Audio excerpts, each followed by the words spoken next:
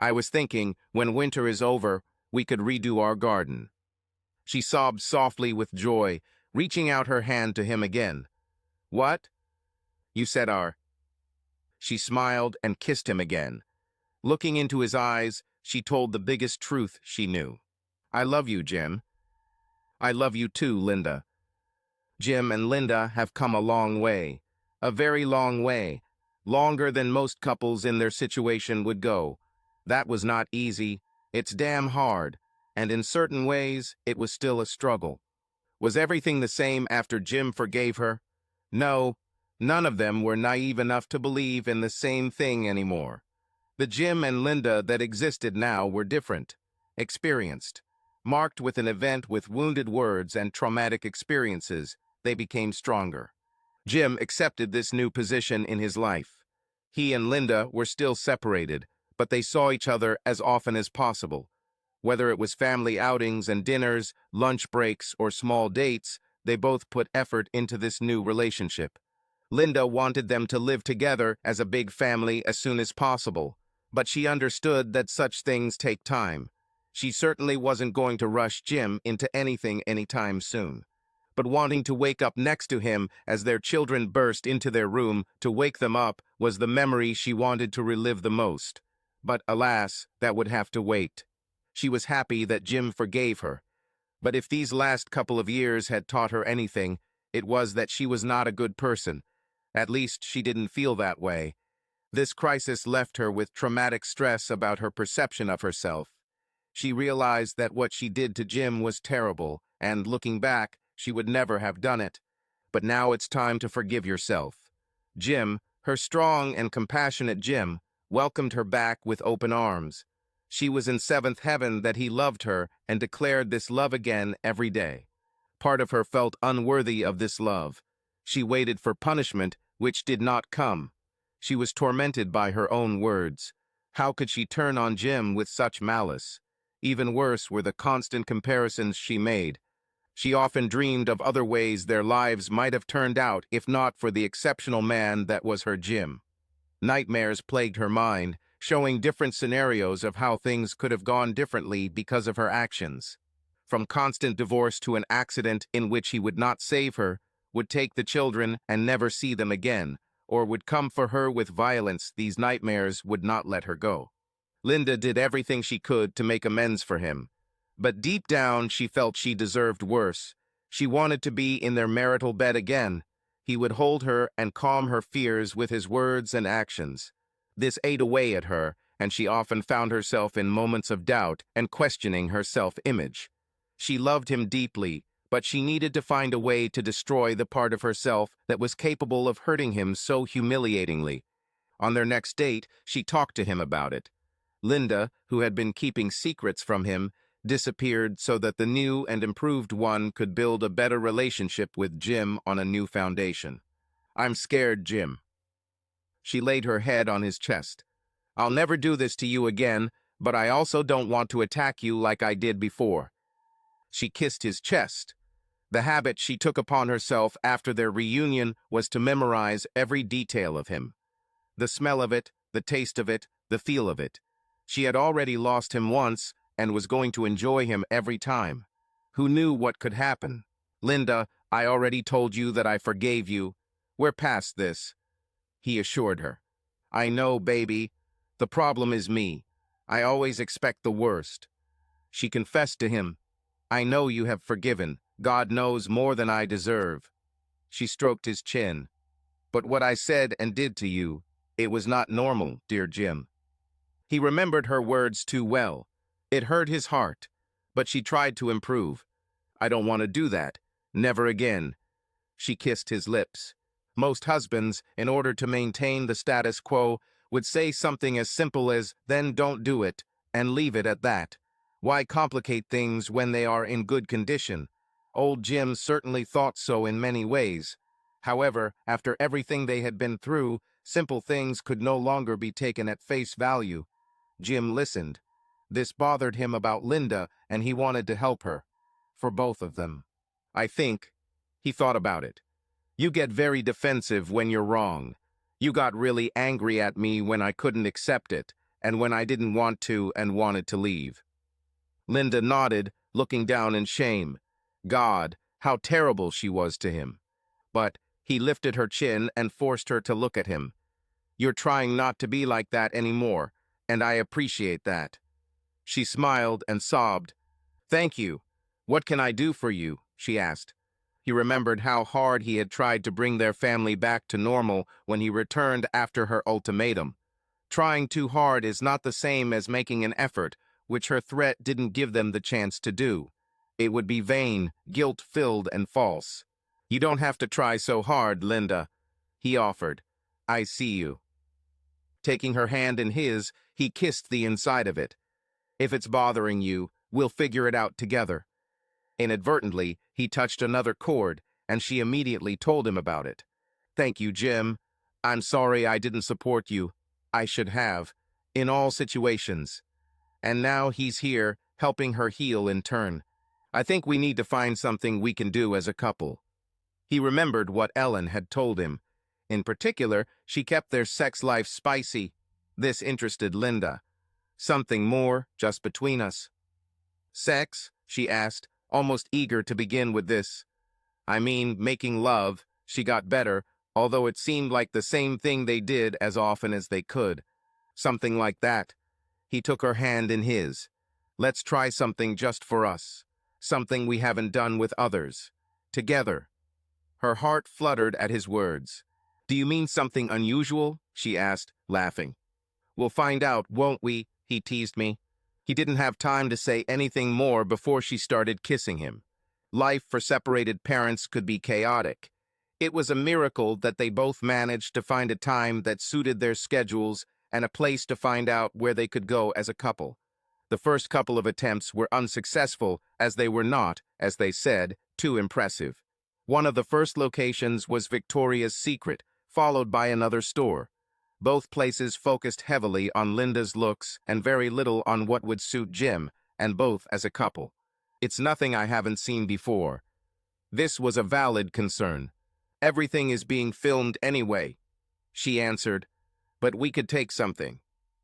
Store after store, they simply didn't find what they were looking for. Hell, they didn't even know what they were looking for. They thought they would be left to their own devices when they suddenly came across several adult store business cards from the cashier, in a very attractive dark lavender color with neatly tied scarlet ropes as decoration. It hooked them. Jim took the card, and he and Linda looked at it with curiosity and attention. Is this what we're thinking about? Linda asked. Jim looked at the information, then at the address. It's nearby. He turned to her, and she to him. She bit her lip, and he smiled back. I see no reason why not. Taking their things and getting into the car, they went to check out the place. Inside they saw a very unusual man, covered with tattoos and piercings, wearing a t-shirt with the image of some rap metal artist. The rings on his hands were as colorful as the piercing on his lip. Despite the very prickly and tough appearance of this man, he radiated calm and friendliness. Hi, I'm Seymour, he said joyfully. Nice to meet you. He invited them into the store. Both Jim and Linda were nervous and embarrassed to be here. They felt completely out of place.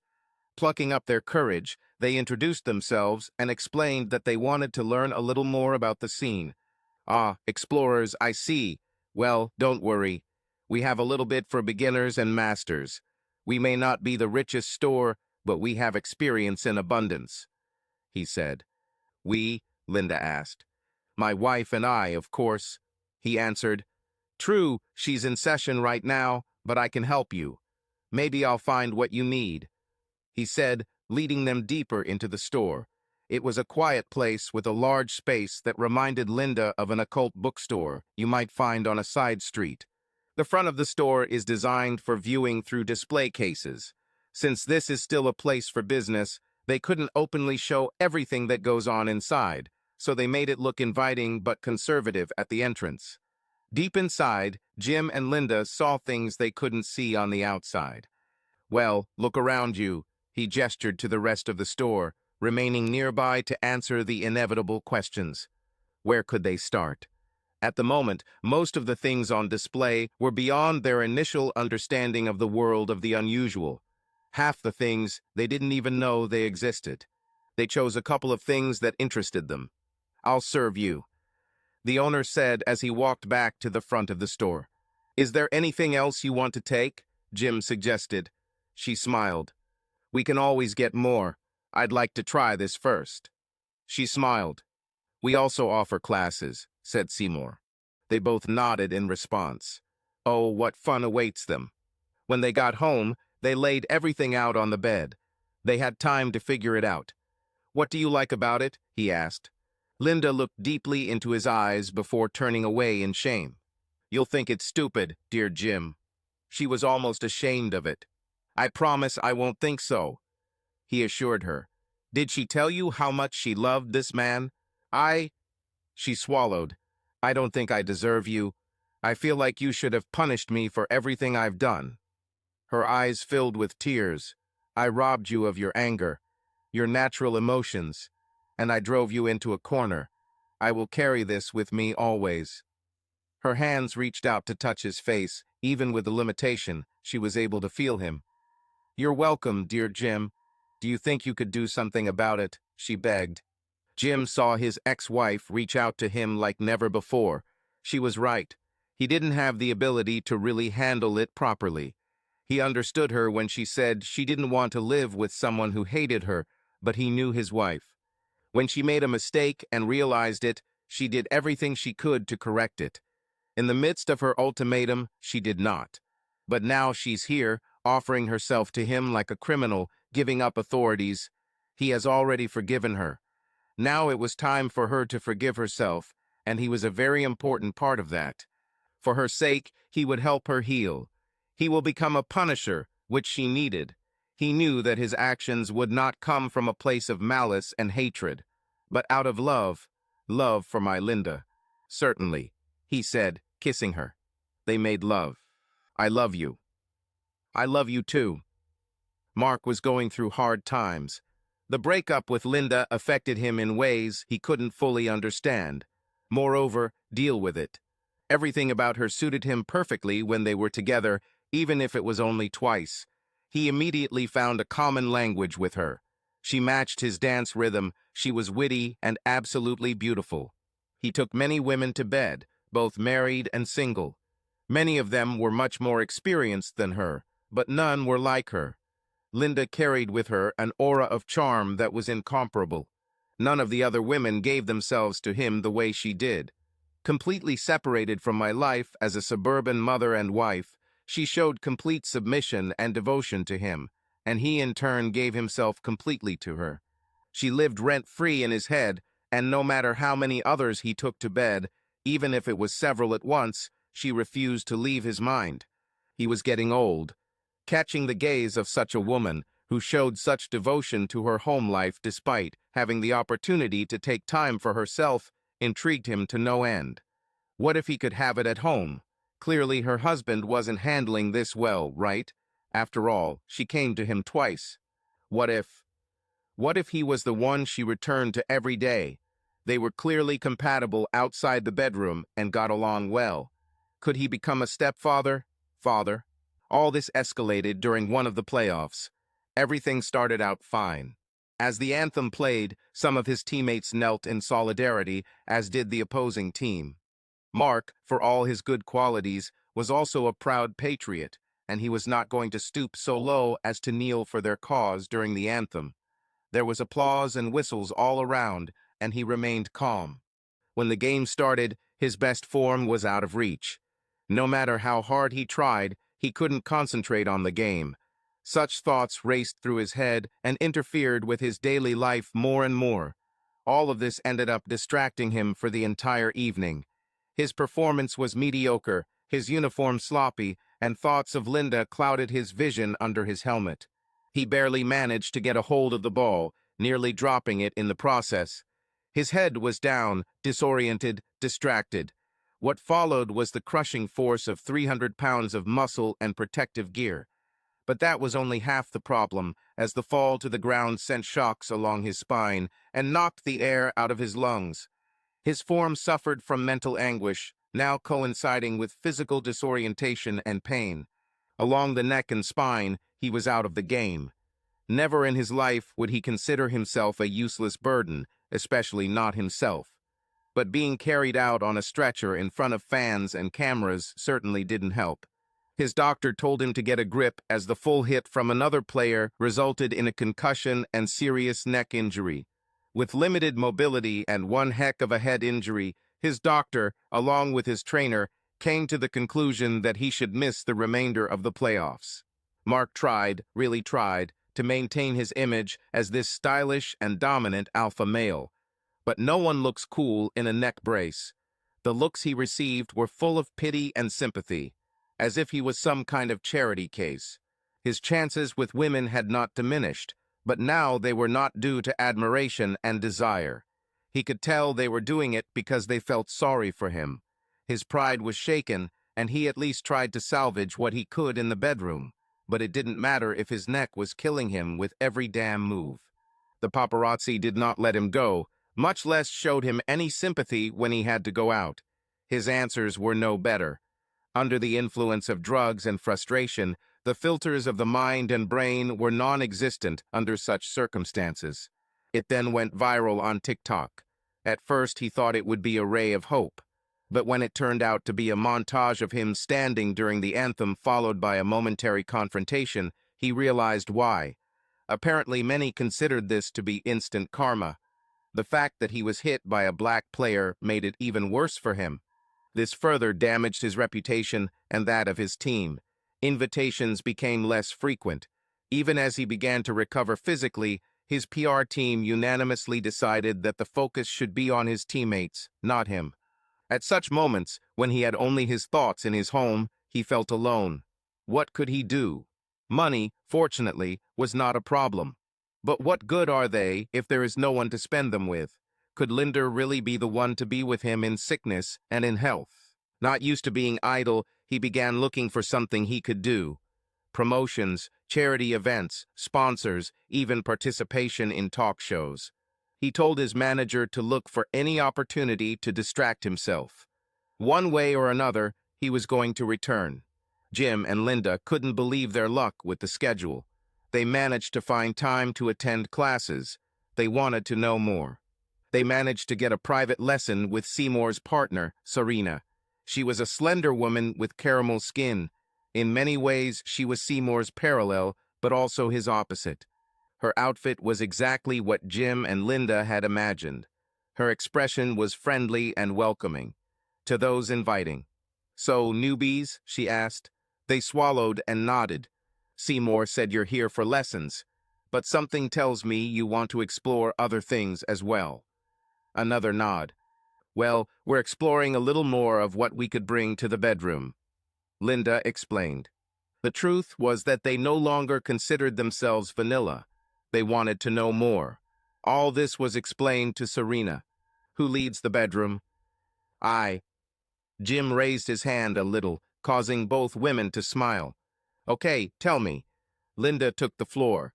Without going into details of the events of that February, she told Sareen about his and Jim's activities. "We've become a lot more adventurous because I feel guilty about what I did." She stopped there. In truth, Jim had every right to leave because of this. Her hand held him tightly. Serena's look at him was somewhat suspicious. Then she turned back to Linda. "Can I talk to you in private?" Serena asked. Linda tilted her head and nodded. She turned to Jim and motioned for him to leave. "He makes you do this?" she asked seriously. She was an ardent supporter of women's cooperation in cases of violence. Part of her job was that it was all voluntary. The sad truth was that many people tried to use their violent sexual tendencies on unsuspecting partners under the guise of adult games. She tried her best to prevent this from happening, and if there was a smell of violence in the water, she tried to save the victim of such violence. "Oh no," Linda quickly dispelled such suspicions. "We both wanted to do this together." She thought about this statement. "I'm bigger than him." She fiddled with her fingers. "He's the perfect gentleman. I was a fool for what I did, and I want to find a way to make it up to him." she confessed. Serena took a deep breath to take in what she heard. Part of her job, not listed in the description, was that she was also a makeshift sex therapist. She helped people relax to try something more adventurous. Although much of what she taught was not inherently sexual, the sexual component was still a very important part of it. People came to her and see more most often because of this, so she was very knowledgeable about many things in the lives of singles and couples. She taught and helped. Linda was an interesting female client. The way she spoke about the event, she must have done something so unimaginably terrible. And yet, standing in front of her was the same woman who spoke with such passion and adoration about Jim. It was sincere. Call it a woman's intuition, but Linda seemed to really want to correct all her mistakes. With anticipation and art, she realized that she could help them. So you want to make amends by giving yourself to him. She crossed her arms, not in a judgmental way, but in an exploratory gesture. Linda nodded. Serena realized there was something they could try. I think I have something that might interest both of you, but especially you, she said as she pulled one of the pieces of equipment into the center of the room. Jim was called back into the room. When he returned, he saw something he did not expect to see, but I was very happy about it. Dave turned into nothing. The breakup with Dee and her meeting with Mark Lavalier became the final nail in the coffin of their marriage. Dee managed to sleep with the same guy who stole Linda, and worse, she paid for it. The level of humiliation was simply monstrous. When she returned on Monday after their row, which could be heard throughout the area, Dave was escorted out of his own home for Dee's safety.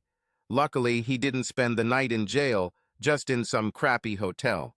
But the next day, he decided to destroy everything he had. He went to great lengths to get his house back, all their finances, everything. After the initial shock, she responded with her demands for divorce and delayed the process. When the divorce lawyers cleared the air, both found themselves in the financial position of a high school graduate. Both lived in their own crappy apartments and drove old cars. Everyone was still working, but since their incomes were about the same, there was no alimony. It's not that they didn't try to collect child support from each other. Both were unhappy. To cover his expenses, Dave had to take a second job as a security bouncer. At least Dee managed to re-establish contact with Linda. Dave had no one to turn to. His hatred and anger grew like cancer, and it showed on his face. Colleagues tried to stay away from him. Whatever energy came from him, no one wanted to be a part of it. One day, he even ran into Jim, leaving the gym as he was leaving the bar. Having gotten to know each other, Dave thought that he could restore friendship, and only when he began to talk about his hatred did he notice that Jim was looking at him with pity. What the hell? He thought that if anyone would understand his situation, it would be Jim. Jim tried to talk, but ended up wishing him luck. Okay, to hell with this rag. He's not a real man like me. One and done. Drop that bitch. This worked great for him. He was free to enjoy life without the constant presence of a huge bitch. The dating scene wasn't any better either, as he always managed to boil it down to his divorce or his crappy life. The man became simply unapproachable, and he just couldn't understand why. Jim and Linda made time to have lunch together every 2 workdays. They were happy in each other's company. Discovering new fantasies together was a real pleasure. This helped them get closer. Today, they were at their old house preparing something that they would finish later when their family got back together. However, Jim felt a little uneasy. Meeting Dave and his condition made him think about how differently his life might have turned out if he had followed the burn all bridges policy. He turned to Linda and thought how lucky they were.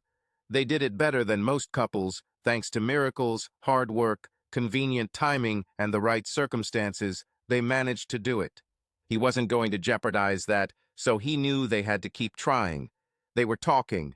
He spoke to her, and she to him. Seeing Dave in this state stayed with him because it was like looking into an alternate reality where he could have ended up like this. This made him think critically about their relationship. He took her hand, meeting her beautiful smile and eyes. He smiled, too. It seemed that whatever he wanted, Linda would just blindly follow him and accept it. When he asked her about something, she gave her honest opinion, but when he suggested doing something, it gnawed at his mind that perhaps he should have heard some form of resistance. If he wanted to watch something, she said yes without objection, even if it wasn't what she liked, and he knew it.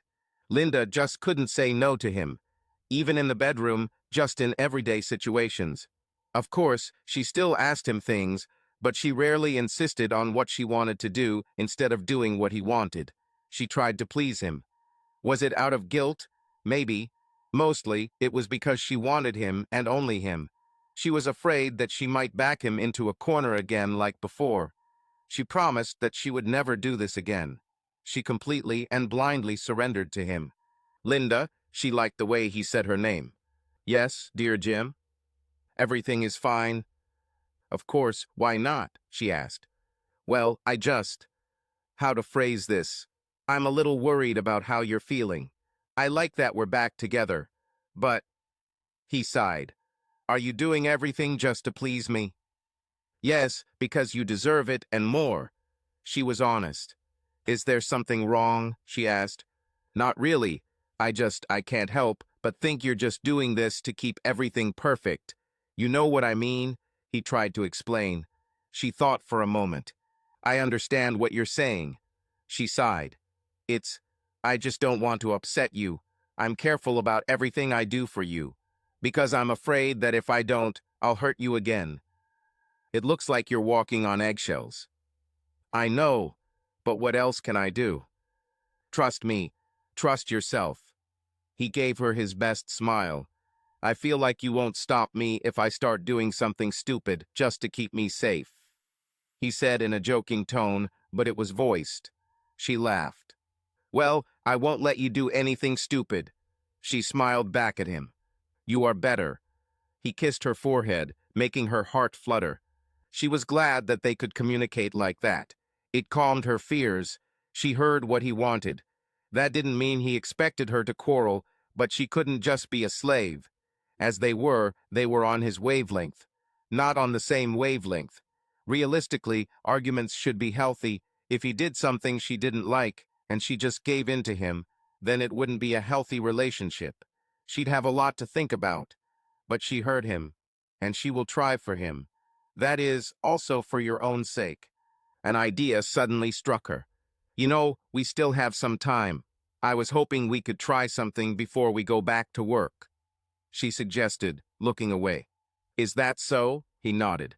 I do yoga, she said quietly. He chuckled. Funny you should say that. I got a little carried away with carpentry and installed reinforced bedposts. He gestured towards the bedroom, specifically to test your flexibility. Well then, let's get started, she said as he picked her up like he did on their wedding day and carried her to the bedroom. They made love. Nothing could compare to this. Neither does Mark. Neither Ellen. It was something they discovered and learned together. There was love in their actions, confidence, forgiveness, adoption. This path they walked was littered with tears and trauma, and they grew stronger for it. You're amazing. He kissed her forehead. I love you. I love you too. Dee was returning home. She has become an active member of all dating platforms. Luckily for her partners, they weren't looking for a relationship. For her, men, not like Mark, became a penny, but they had their own one-day goal. She was in no hurry to start a new relationship.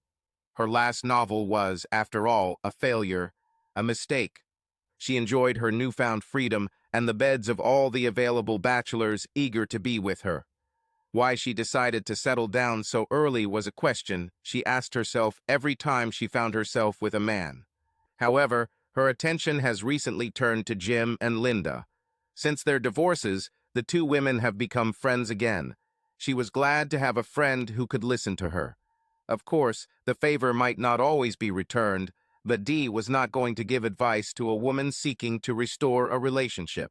She was, however, very interested in what they both tried in the bedroom. During their conversations and wine sessions, she could pick up little hints that Linda was willing to share. What the hell were they doing? And why the hell is she so interested? It had never occurred to her to try all this with her partner's conquests. In fact, The whole situation between Linda and her ex-husband irritated Dee a little. Why is she with Jim again?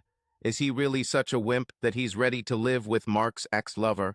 It was a logical explanation, knowing old Jim.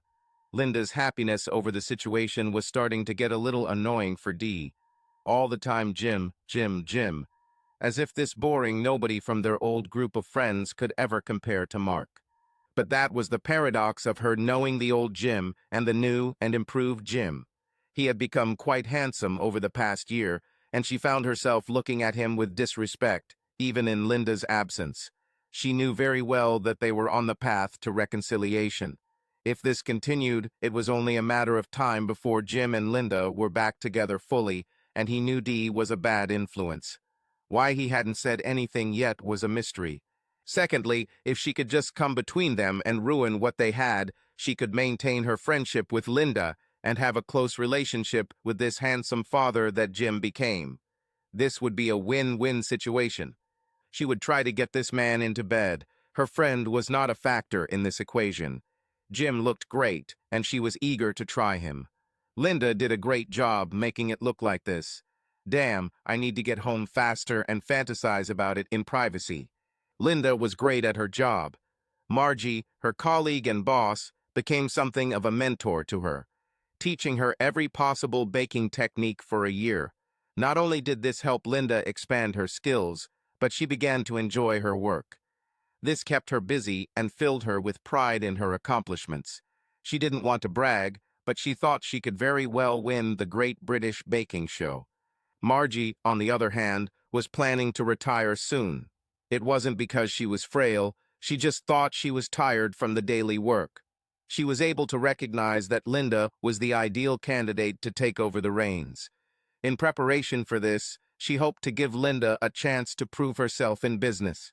It was a test to see what kind of business owner she would be if she were entrusted with running the bakery for a while. I like you, Linda. You've done more than your fair share. You're just lovely. The elderly woman smiled. Thank you, Margie. Linda smiled, folding her arms over her chest. You just made my day.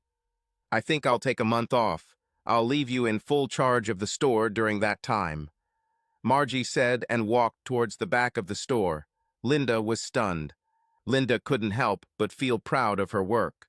She truly believed that she could help expand the business and make it more than just a small bakery for the local community. She really felt that she could open and expand her business. Her mind was full of ideas on how to take the business to new heights. What decisions could she make to change all this? Meanwhile, Jim was on the rise at his job. When his colleagues couldn't close deals, they turned to Jim. He was honored that so many needed his help. And with such a hot streak in which he closed so many deals that the company ran a significant surplus, management decided to throw a celebration to mark the occasion. Get yourselves together, I have good news for you. The boss announced from his office. Everyone turned to him, including Jim. Thanks to our good fortune, we have been given the opportunity to celebrate. At the end of the month, I want you all to dress up for a party because we are having a fundraiser at the Rosemont Ballroom. The office was filled with applause and shouts of joy. You can bring a companion with you, he added, causing more applause. Jim left work that day in high spirits. He didn't need to say, but he knew how much this success was affecting him. It was one of the days when Linda was with the children, but that did not stop him from visiting them often. That evening their family had a delicious dinner, thanks to Linda. Everyone was sharing how their day had gone, and it was just nice that their family could have dinner and talk in peace. Linda shared her news, and Jim decided to talk to her about it later. When the children fell asleep, Linda went to accompany Jim, holding his arm all the way to the stairs. When they reached the bottom of the stairs, he turned to her. It's a big responsibility, little lady. He kissed her forehead. She breathed a sigh of relief. I guess I'm just a natural leader. He laughed with her, leaving the house. I have no doubt about it. They stopped at his car. You know, my company is hosting an event at the Rosemont Ballroom. Would you like to do the catering? He asked. Linda's eyes opened wide. Oh my God, here it is.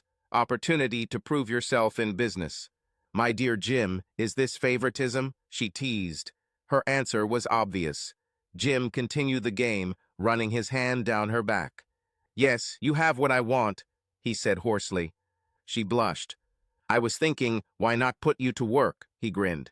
You make me blush, she giggled and kissed him. I'd love to do it, but it means I'll be busy. I might not be able to dance much. She looked apologetic. I can handle this, he said. I think it will do you good. To us, she corrected him. Don't forget, this will also help us financially. She thought for a moment. He smiled. I know, but you understand that it will help you too. It was true. With determination and goal setting, she was able to make many decisions that benefited her future and her family. She became independent of her own free will. She was happy. Everything for you. She smiled. She'll get there soon, Jim decided. Sorry, I just. She started before he lifted her chin. No need. Everything is fine. And kissed her goodnight before leaving. Surprise us. She nodded happily. It was hard, but damn, he was able to find something to do. After being rejected by most organizations due to his appearance, it became a public relations nightmare. But as soon as he showed the donation receipt, they suddenly started knocking on his door. It was simple, at least according to his manager. Wave a few snazzy checks, smooth out your image, and he'll soon be back in the public's good graces. Not that everything went smoothly, some were just happy to receive his money. Gradually, his image returned to its previous state. Not exactly what he was hoping for, but this next charity event was going to be the one that would put him back on track to his former glory. He thought of everything. Throughout the night, donations would be presented by various companies and representatives, and he decided he would show up as a surprise with a donation of his own. He'll run, score a touchdown, and the crowd will erupt in cheers. Everything will be perfect, and it would be nice to bring a couple of girls home for the night. He looked at the details of the charity event his manager had booked for him. Rosemont Ballroom. Oh yes, he couldn't wait for his phenomenal comeback. Dee and Linda were having their weekly chat. Wine and a home-cooked platter served as light refreshments while they talked about whatever they wanted. About the weather, news, and latest events.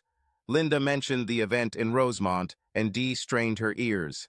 It's great. He's really rising in the ranks of his company. I'm proud of him, and I'm sure I'll impress Margie with my catering pies, she said happily, waving the ticket in front of her.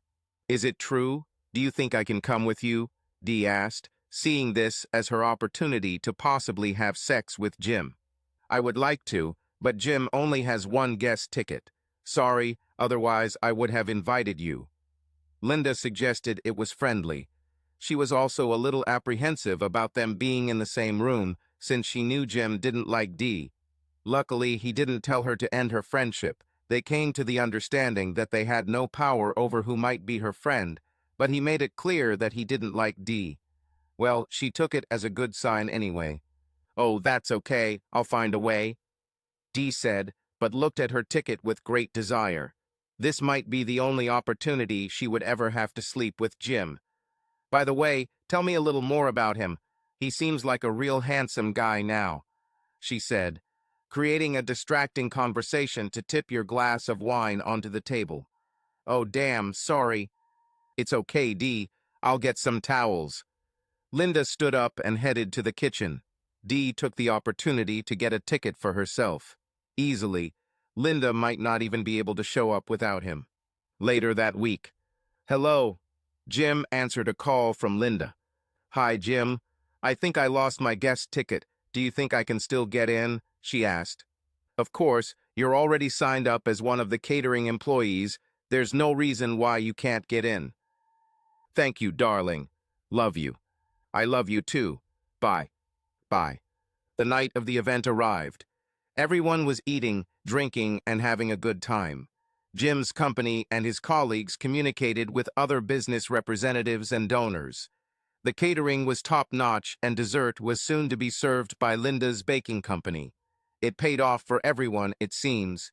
Jim sometimes walked past the dessert tables and all their sweets, sneaking a kiss from Linda. Stop it, sir. I am working, she teased. Yes, technically for me.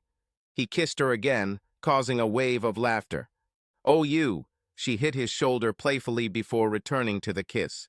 Shouldn't you be giving a speech soon, mister? She asked. Yes, but I want to stay here a little longer. He kissed her on the cheek. I want you here too, but you have to come out. Don't forget to record it on your smart watch. She reminded him. She wanted to hear his words of pride and accomplishment because it was a big night for both of them. I won't forget. He laughed. Stop it. Go, otherwise they'll give up your place, she said, sneaking another kiss before giving in and heading towards the center of the party. She looked at him with pure love and pride. She only hoped she made him proud in turn. She was proud of herself, but it didn't hurt to have such a successful and handsome man like him in her life. She would never jeopardize this again. Never. She listened to him while he was there, completely immersed in her soon-to-be once-again husband. Never one to brag, he tried to make it clear to everyone that his many achievements were largely due to all the people in his life. From his boss, co-workers, gym friends, and most importantly, the love of the best woman in his life and their beautiful children. She blushed and wiped tears from her eyes. When Jim finished expressing his gratitude, he moved on to the charity itself and proudly presented his company's donation. Absolutely amazing. He had never felt more on top of the world than he did now. It was as if he had gained the power of flight by reaching the top of Everest. He shook hands with many people who congratulated him on his speech and how it touched them. Making his way through the crowd, he saw the face of one of the few people who could ruin his mood. Hi, Jim, Dee said. In any other case, he would have passed by, but since it was a public charity event and they were surrounded by many spectators, he decided to behave politely. Hi, Deendra. He put on the most fake smile, trying to get away from this bitch. Why, Jim, did you always call me Dee, but now my full name? She teased, knowing he knew, and she was more than willing to play dumb to piss him off. Hoping that this man will still have sex with her. Yes, because you and I are not friends, and I doubt they ever were. His smile faded, but she continued to interfere with his path. Oh, me? Please, you and Linda came out of this better than ever, she said, quickly playing this card. Not thanks to you. He stopped avoiding her. It was too uncomfortable to do so. Thanks in large part to me. She corrected him, damn, how he hated her. And I believe I have a way to make you both stronger. She hinted not too subtly, approaching. Not interested. He frowned and gently pushed her hand away from him. Is it true? I've heard that you're interested in a lot of things lately. Damn it, he thought. I have to say, Jim, I didn't expect you to be as adventurous in bed as Linda said. She grinned. That's enough, Dee. He felt naked, hated that Linda was still talking to her because of this. He knew something like this would happen. The music started, and suddenly the hall was full of couples dancing a slow waltz. Great. Now Dee was even closer dancing with him. You know, I was so interested in your antics that I prepared myself for you tonight. She laughed. He pulled away as if she were on fire. What? Not a man to sleep with me? She hurt his masculinity. Why not? She teased. Luckily, he managed to dance them to the edge of the dance circle and break away from her. His smirk made her feel uncomfortable. Lady, even if you paid me. He spat. Feeling insulted, she attacked him. Okay, I'm sure Mark was better than you. She was about to leave, but Jim was not going to leave without saying the last word. He pulled her back expertly and got her full attention. Where does this lead you? He said angrily. You're living someone else's life through Linda, your marriage is broken, and your ex looks like he needs suicidal watch. Dee felt as if a knife had pierced her 3 times. So yeah, maybe you've had sex that beats everyone else, but you don't have anything worth working for. You are empty. You are nothing. Linda and I have put in the effort to get where we are, and you, on the other hand. He snorted contemptuously. Stay away from us, he said as he turned off the recording on his smartwatch, much to her surprise. And just as powerfully as he said it, he walked away, leaving her standing there. Mark, bored by the announcements, remained in the shadows until the time came to reveal himself as a surprise to the guests. His eyes scanned the entire hall, and his mind almost went haywire at the stunning beauty that Linda still was. As if on autopilot, he headed towards her. Linda, for her part, counted the cakes, double and even triple checking to make sure there were enough for everyone and more. She felt a presence, familiar, one of those that made her spine shiver even before she turned and saw him. Oh no. "Hi, Linda," he said, smoothly as always. She froze in place, registering his sudden appearance. What is he doing here? What are you doing here? Mark looked at her twice, not expecting such a reaction. Quickly trying to regain his confidence, he grinned. "I came to make my donation." Not so secretly, his eyes quickly slid over her body. "I'm glad I came. I saw you again," he said, running his hand over the frosting of one of her cakes and licking his fingers. He gave her that familiar look that he had given her all that February night. It would make any other woman melt. Linda, however, had already passed this path, and looking inside herself, she could say with confidence that she was no longer attracted to this man. Since this was a very public event, she decided to take the most peaceful and kind approach. "I'm flattered, Mark. I hope you eat this cake you touched." Mark narrowed his eyes. If it was a double hint, he did not hear it in her intonation. "What the hell?" he continued. "Well, I was hoping for a much sweeter cake." He tilted his head to get a better look at her butt. Linda shifted her hips to hide that part of herself from his view. "Stop that," she warned. He laughed in disbelief. "What the hell, Linda?" He crossed his arms. "We've had 2 perfect nights, and you want a third?" "Yes, I'm not like that anymore." She frowned. "I was never meant to be like this." "What do you mean? This is your essence. Do you like to risk?" He tried to remind her. "Come on, no one is looking at us, Linda. I'm still your favorite player, aren't I? The best you've ever had." He teased, trying to shake her memories like a snow globe. It worked, only in reverse. Linda did remember that night, and all the snowball events that followed her. Her iPad diary, divorce, quarrels, ultimatums, self-hatred. It all came back to her. Before her lay a poison that she had only too willingly taken for a thrill that ultimately wasn't worth it. Once she would have blushed at this man, now she looked at him as if he were a scorpion threatening her with its sting, claws ready to hold her in place. "You once told me that most people are afraid of the unknown and afraid to take risks." She remembered, making Mark think that by saying his words, she was ready to give in. "And with you, it will always be a losing risk. Let go, Mark. Move on," she said sternly. Her face was serious. The expression is impassive, decisive. This wouldn't be one of those moments in certain types of stories where she would melt and lose her will at the sight of her lover. The types where his mere appearance would have fueled the temptation of that fateful night, where it would be the strongest desire to go with him, knowing what he is capable of, where a long time of separation would ignite a fire inside both parties ready to explode upon new contact. None of this happened now. She simply looked at the man with the same indifference as she looked at the curtain, and that was all it was in the end. The final curtain on their interactions, she hoped. His self-confidence suffered. He couldn't believe it. Who was she to suddenly become too good for him? Losing risk. No, no, he was Mark Lavalier. The victory was in his very existence. He had won the genetic lottery, reached a physical peak of masculinity that anyone would kill for or want to be with. And now this suburban mother and wife he had won twice rejected him. He grinned dangerously, making Linda wary. "You don't remember how perfect we were for each other." He went on the offensive.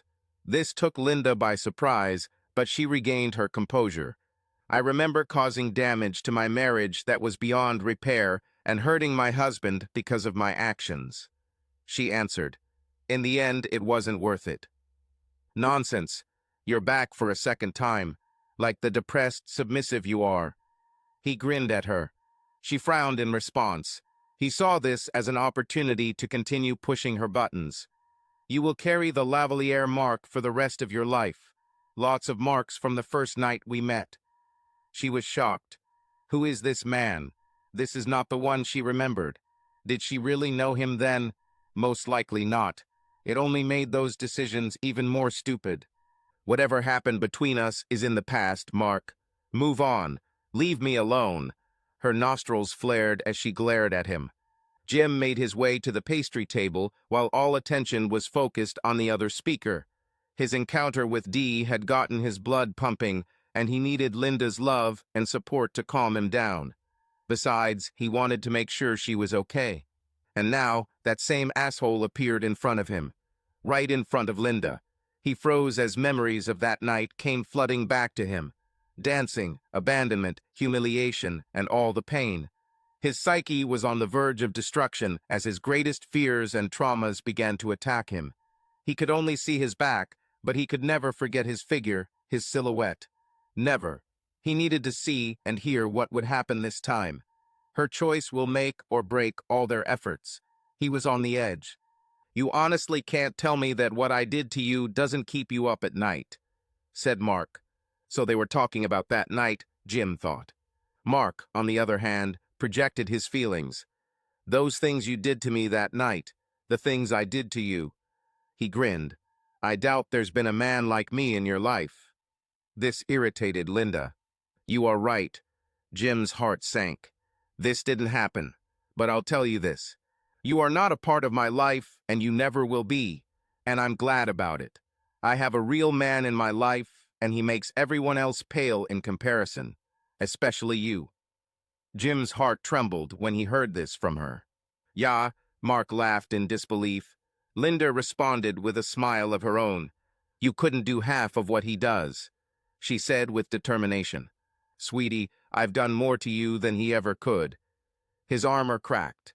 It wasn't just his petty grievance over her rejection, but also because he missed her.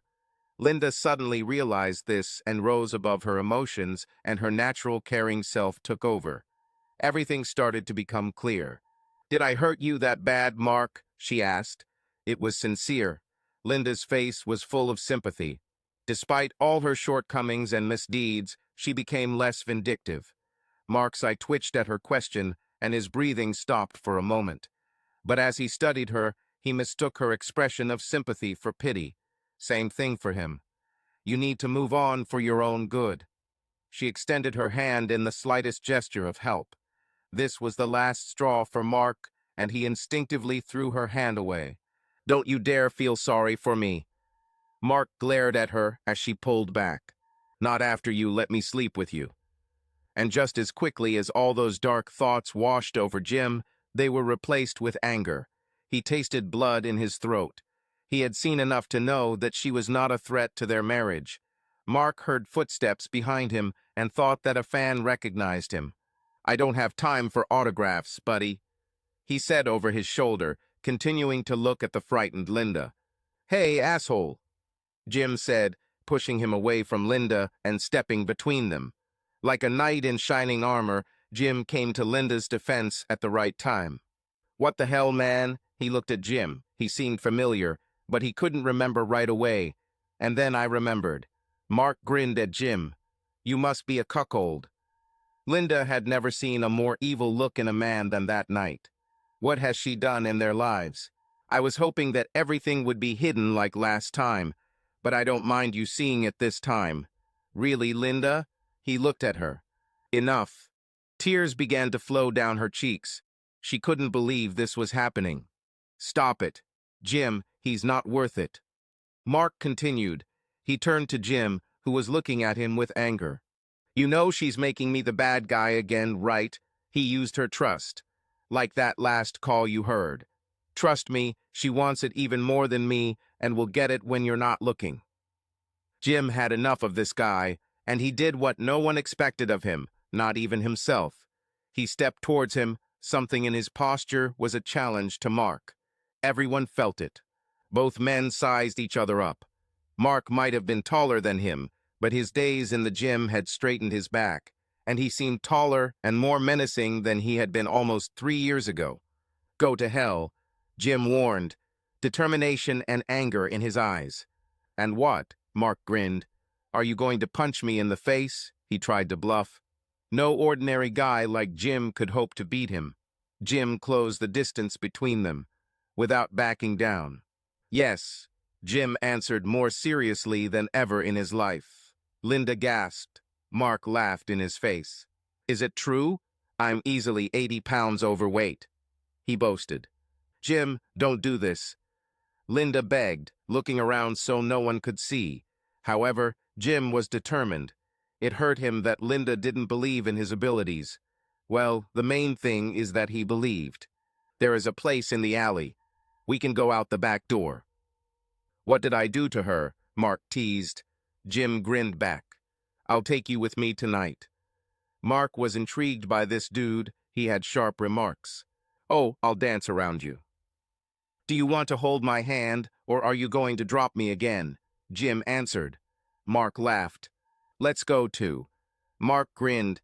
He rarely fought, but he was happy to put this guy in his place. No, stop it. Linda tried, but could not do anything, as both men left the hall through the side door. She tried to put someone in her place at the table while she hurried to look for them. Jim drove, and they took off their jackets, placing them on the door handles. Maybe after I screw you over, she'll come to her senses and join me. Mark grinned. Jim looked at him and untied his tie, then raised his fists and got into a boxing stance. There was a fight. At that moment, Linda came out the door, hurriedly and in a panic, looking for both of them. She noticed Jim first, then Mark. Jim's attention turned to her at the sound of the door opening, and he smiled at his beautiful woman. You missed the fight, he said as suddenly all the adrenaline coursing through his system began to dissipate. Oh shit! He fell to his knees, and Linda quickly came over to help him up. That was so stupid of you, she said, supporting him. You didn't think that I could beat him? He teased. Their attention was drawn to the sound of Mark sobbing as he sat leaning against a dumpster. Both had never seen a more broken person than he was in that moment. Jim did a really good job on it. Not to the point of disfigurement, but he clearly won't look attractive for a long time. Let's go, Jim. Linda supported him, helping him back inside. Mark kept his head down, tears streaming down his clothes. The pain came in waves, both physical and mental. How the hell is he going to explain this to his teammates? Unknown to him, there was a figure standing at the other end of the alley. Sensing this presence, Mark turned and saw the event security guard.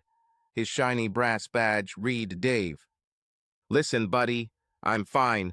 I just need to clean myself up a little, and I'll be back to hand over the damn check. The guard came closer. Look, man, I need you to fuck off, okay? He said. He looked down again, wanting to sit in his miserable state a little longer. He could still hear footsteps. Damn it, man, I said. Before he could finish his sentence, the man hit him. Dave enjoyed his moment of revenge against the scoundrel Lavalier. Oh my God, Dee shouted from the door, causing Dave to turn to her. She was hoping to get video of the fight between Mark and Jim and maybe make money from it. The ideal would be to go home with Mark after he inevitably defeats Jim. What she saw instead scared her to death. She quickly left, hurrying away from the stage. Dave began to panic and ran away, leaving Lavalier behind. They were in the emergency room. Jim said there was a fight, and he intervened to try to stop it. The doctor did not ask additional questions. After writing him a prescription for painkillers, he sent the couple home. It was quiet on the way home. Linda was more upset with Jim than ever, but she realized he had enough on his mind after what happened. When they arrived, Jim went to the refrigerator to get a bag of frozen peas and sat down to press them to his face. You should not have done that, she began. I did it and I won, said Jim. Well done to you. She frowned. He did the same. But it was still stupid. She crossed her arms. I don't think so. He turned away. Well, it was, Jim. For God's sake, we have children. What if someone saw you and called the police? It will be difficult to be around them because of the prison cell, she exclaimed. Oh my God, what if he sues you? She covered her face with her hands. Jim is ashamed to admit that at that moment he was not thinking about children. She raised important questions about the consequences of the fight. You're right, but he won't. He confirmed. He's too proud to admit that he's broken a man half his size. He explained. It does not change anything. For Linda, it was like a battle between two animals in the mating season, and she was far from flattered. Her Jim was better than this. This changes everything, Linda. He stood up. She looked at him defiantly. Do you understand how much I needed this? I have advanced so far that I can protect you. Linda swallowed as she listened to him. I wasn't looking for a fight for the sake of a fight, but he kept following you, and I had to get him out of our way. He explained. I have to say, it was nice. He got what he deserved. He wiped his forehead. I promise I wasn't looking for a fight for revenge. I did it to stop him. He was in love and desperate, and no one but me could stop him. He wouldn't listen to you. He sighed. They could have just called security. There were about 100 people at the event. Any one of them could have seen what was happening. Jim sighed. She was right again. Okay, maybe they could, but I still think I did the right thing. He came closer to her. I did it to protect you. I didn't need protection. I managed it myself. Yes, and ended up under his hands at the same time. Yes, and getting damaged in the process was part of the plan. She took the bag from his hand and pressed it against his ribs, causing him to grimace in pain. Oh, shut up, she snorted. There was a moment of calm. Every now and then she would take another ice pack and apply it to his bare skin. Listen, Jim. She caught his attention. Some women may be happy that you are willing to fight for them, but this is not about me. Now I know that you have the power to do this, but your greatest strengths lie elsewhere. You're better than this. She kissed his forehead. He sighed. I know. He just pissed me off. I know. He made me angry too. She was truly glad she wasn't there to see them fight. However, she had to calm him down. Although she hated what he did, she knew it was for her sake, and she let him know that it did not go unnoticed. Thank you for standing up for us. She kissed him. I would do it again, he said. I know. Just be smarter next time, Mike Tyson. They laughed at her little joke. They went to bed together. Her parents took the kids for the weekend, so they weren't worried about them seeing their dad like that. Once in bed and undressing, he turned to her and kissed her before she turned to him, smiling. Not today, buddy. I'm not a prize you won after a fight. She teased. Isn't it? He smiled. Just a kiss, and that's all. She leaned in to kiss him. He laughed against her lips, suddenly realizing. What? She giggled. You don't tiptoe around anymore. He reminded her. She thought about it and realized that he was right. They had a healthy fight. They disagreed on some issues, and she probably stuck to her guns throughout the conversation, not giving him what he wanted. She smiled and snuggled closer to him. You are right. Thank you, dear Jim. She kissed his chin. But that doesn't mean you'll get a reward. Crap. He laughed, and they eventually fell asleep with their arms around each other. Are you sure you want to do this? He asked. You bought it with your own money. You've already deleted the magazine. He leaned on the sledgehammer. Yes, it's just the right thing to do. She held the shovel behind her back, with both hands on opposite ends. Besides, I know you love that scene from Ted 2, so bonus. She laughed with him as they smashed her iPad over and over again. Jim then lit a fire in their fireplace, throwing all the broken pieces and glass into it. They then let it burn to ashes before collecting the remains and throwing them away with the rest of the trash. That's all, she said as she closed the lid, only to turn around and see Jim on one knee. What are you doing? She smiled nervously, hoping it was what she was thinking. Linda, almost 3 years ago, you did the worst thing a wife can do, and I have been holding a grudge against you for a long time. Then I divorced you because of this, and I don't regret it at all. Her heart trembled painfully at these words. But seeing how you changed for the better and did your best to right the wrongs, I'm glad to say that after all this you have become a completely different and better person.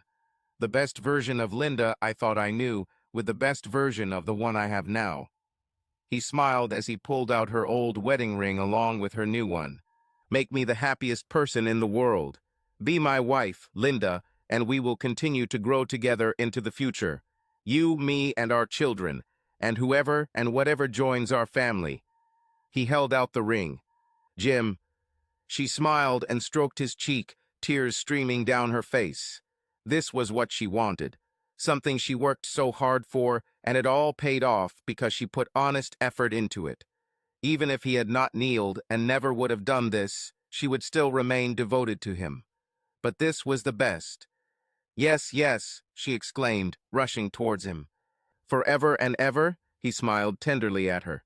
"Forever and ever." She hugged his neck and kissed him. "Mark woke up surrounded by the support of your team. It seemed good at first, but then they informed him that due to the injury, he would never be able to run professionally again. He was not paralyzed, but the weight on his leg was severely limited. He couldn't even teach dance. He eventually became a mediocre commentator, which led him to oblivion. Later, he found a good woman and settled down. True, after several divorces.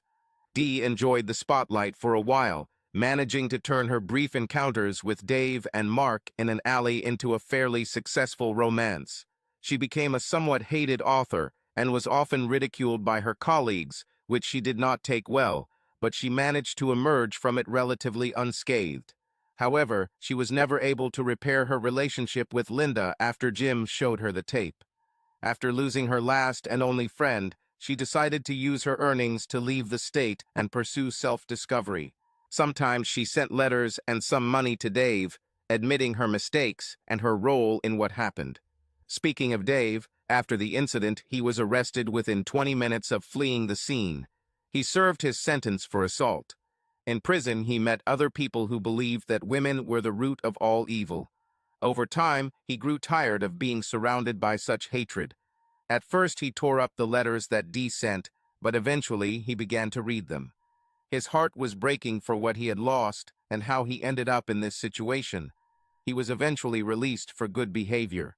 With little else to do, he used his last savings and some money from Dee to get a dog and buy a boat. He wrote a farewell letter to Dee, wishing her luck in her endeavors. As for Jim and Linda, their family was united again. Jim soon became part owner of his company, and Linda officially owned the bakery where she worked. Together, money was never an issue, so much so that they became volunteer instructors at loose ends and became friends with Seymour and Serena. Both were even witnesses at their small wedding ceremony in the town hall. The parents stood proud with Emma and Tommy in their arms, the noticeable bulge on Linda's belly indicating their soon-to-be third child as they posed for a photo. As soon as the photo was taken, Jim and Linda decided to kiss at the same time. It was their first kiss as the perfect couple they had worked so hard to achieve. Subscribe to our channel so that your love doesn't cheat on you, and go ahead and listen to the next story, because this story is nothing compared to the next one. If you're under 18, don't even think click to the next one.